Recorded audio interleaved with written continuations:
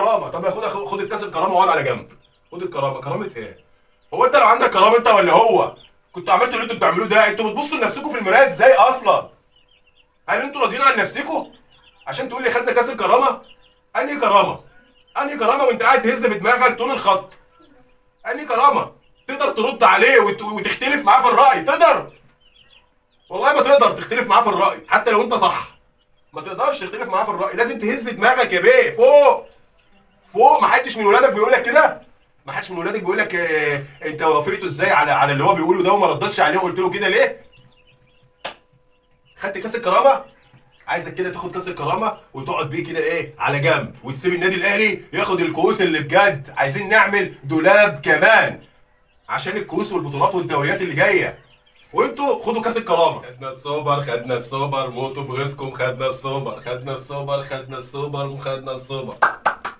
الله الله الله يا اهلاويه يا رجاله الاهلي يا جامدين يا جامدين يا جامدين. مليون مبروك لكل جماهير النادي الاهلي في كل مكان في الدنيا. السلام عليكم ورحمه الله وبركاته. اهلا بيك عزيزي الاهلاوي في حلقه. ما نقول اي حاجه تعالوا معانا نصلي على حبيبنا وشفيعنا ونبينا محمد عليه افضل الصلاه والسلام. فاللهم صل وسلم وزد وبارك على سيدنا محمد وعلى اله وصحبه وسلم. ما تنساش تصلي على النبي في الكومنتات وتعمل سبسكرايب للقناه ولايك على الفيديو. ويلا بينا نقول كلامنا الحلو في النادي الاهلي الجميل البطل رجاله النادي الاهلي اللي مهما قلنا مش هندوم حقهم.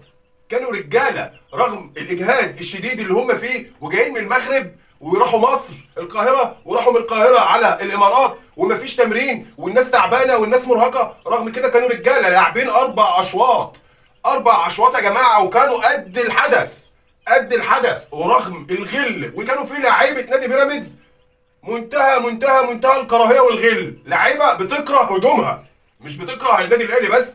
لعيبه كان باين عليها جدا ان هي كارهه النادي الاهلي ولاعيبته. كانوا عايزين ياخدوا البطوله باي وسيله كانت، عافيه فرده اي حاجه ياخدوها. لكن لعيبه النادي الاهلي كانت في الميعاد وكانت في المكان، وكانوا رجاله وقد الحدث. وجماهير النادي الاهلي برفع لهم القبعه بجد. هم ابطال هذه النسخه. ابطال هذه النسخه هم جماهير النادي الاهلي اللي كانت ماليه مدرجات استاد الامارات. بجد بمنتهى الامانه يستاهلوا النادي الاهلي ان هو يفرحهم وما يروحوش زعلانين. حرام الناس دي كانت تروح زعلانه.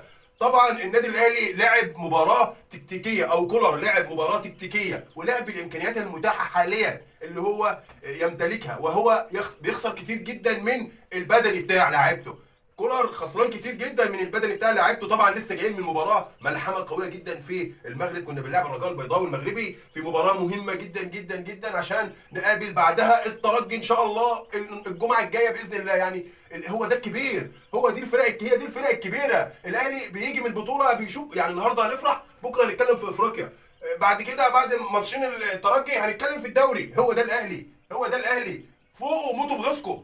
خليكم قاعدين في القناه تعيطوا وتندبوا وتقولوا إيه ازاي الشكله دي والمسرحيه الهزليه والزمالك خد كاس الكرامه والكلام العبيط اللي انتوا عمالين قولوه. سكتوا فيه جماهيركم، يعني ارضوا طموح جماهيركم بالكلام الخايب اللي انتوا عمالين تقولوه. ده كلام ما يقولوش الا لا مؤاخذه الحريم. النادي الاهلي يستحق المباراه. اللي هيقول غير كده يبقى ما بيفهمش، او يبقى مثلا زملكاوي على طول. ما اقولش الا كده، يا زملكاوي يا ما بيفهمش في الكوره. بيراميدز عملت ايه النهارده عشان تستحق المباراه؟ النادي الاهلي يستحق المباراه بالطول وبالعرض في الملعب. كوره واسماء ومجهود وتعب ومدرب ومدير فني واداره، كل حاجه وجماهير قبل كل ده يستحقوا المباراه بامانه. هتقول لي بيراميدز ضيع، هقول لك الاهلي برضه ضيع اكتر من بيراميدز.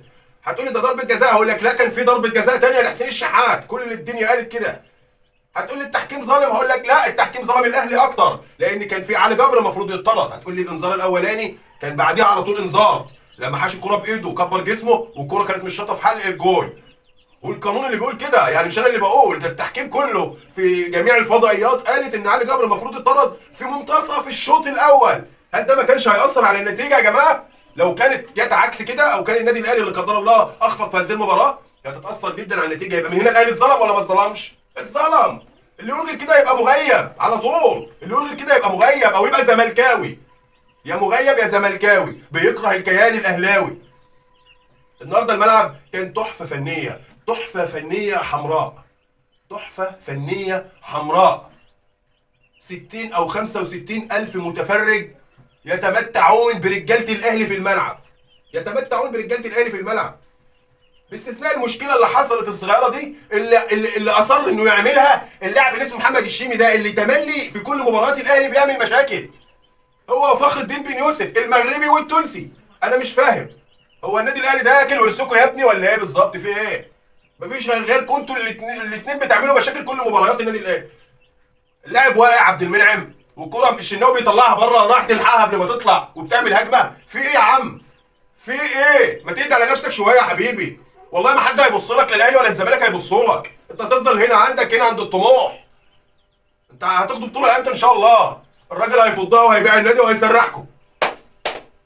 هيفضها وهيبيع النادي ويسرحكم. مفيش الا 30 40 واحد بيشجعكم اللي هم اهاليكم، اهالي اللاعيبه.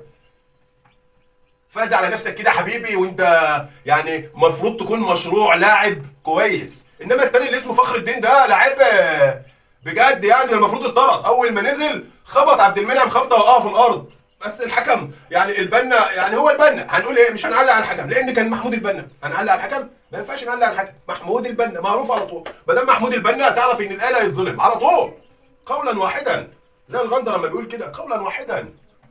فالنهارده هتقول لي الاهلي كسب بالتحكيم، اقول لك انت الاهلي المفروض ما يستحقش السوبر، اقول لك انت زملكاوي انت ما بتفهمش. كل دي حاجات ما ينفعش اي واحد عاقل كان بيتفرج على المباراه يقولها، لان المباراه كانت واضحه 100% مايله كفه النادي الاهلي. النادي الاهلي كان مستحوذ على 70 او 80% من احداث المباراه. النادي الاهلي لما كان بيعوز يسرع الهجمه او يسرع الريتم كان بيسرعه، ما بيعوز يهدي الريتم كان بيهديه. خلي كده بيراميدز زي اللي كانت تفوقت بالهدف الاول، كنا شفنا حاجه تانية خالص. كنا شفنا طوفان احمر في الملعب، طوفان. كنا قعدنا في منطقه الجزاء لحد ما تعادلنا. فاكرين مباراه الكاس لما بيراميدز جاب الجول الاول في الدقيقه حاجه و70؟ على طول مفيش دقيقتين والاهلي تعادل على طول. هي دي شخصيه النادي الاهلي، هي دي شخصيه النادي الاهلي. فوقوا بقى، اعرفوا حجمكم بقى. خليكم انتوا قاعدين تتكلموا على انتوا هتموتوا بغيظكم. يقول لك احنا خدنا كاس الكرامه. طب خد الكاس الكرامه واقعد على جنب. خد الكرامه، كرامه ايه؟ هو انت لو عندك كرامه انت ولا هو كنت عملتوا اللي انتوا بتعملوه ده؟ انتوا بتبصوا لنفسكم في المرايه ازاي اصلا؟ هل انتوا راضيين عن نفسكم عشان تقول لي خدنا كاس الكرامه؟ انهي كرامه؟ انهي كرامه وانت قاعد تهز في دماغك طول الخط؟ انهي كرامه؟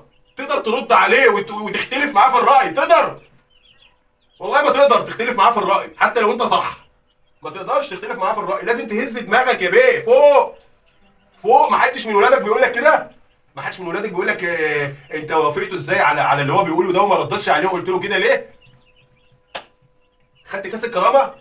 عايزك كده تاخد كاس الكرامه وتقعد بيه كده ايه على جنب، وتسيب النادي الاهلي ياخد الكؤوس اللي بجد. عايزين نعمل دولاب كمان عشان الكؤوس والبطولات والدوريات اللي جايه، وانتوا خدوا كاس الكرامه. مساء الكرامه، ويا مساء الكرامه على عيونكم. وكده ما عادش ليا كلام اقوله غير مليون مبروك لجماهير النادي الاهلي، واشوفكم ان شاء الله فيديو جديد. ولحد ما اشوفكم اتمنى يا رب تكونوا بالف خير وصحه وسعاده. وفي النهايه شكرا لكم والسلام عليكم.